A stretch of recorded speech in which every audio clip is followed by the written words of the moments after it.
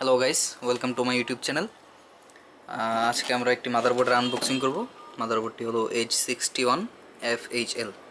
তো দেখুন মাদারবোর্ডের ভিতর কী কী আছে।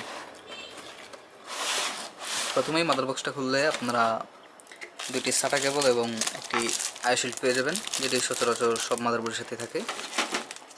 তারপর আছে একটা ডিভিডি ড্রাইভ, যেটা কেউ ব্যবহার করে না। তারপর কিছু ম্যানুয়াল, যেটা কেউ পড়ে না। এবং তারপর রয়েছে আমাদের সেই কাঙ্ক্ষিত মাদারবোর্ড।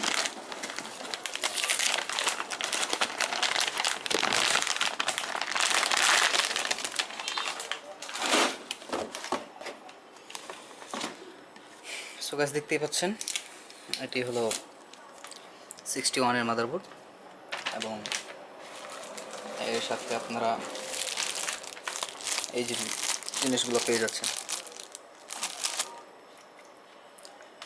ধন্যবাদ সাথে থাকার জন্য। সাবস্ক্রাইব।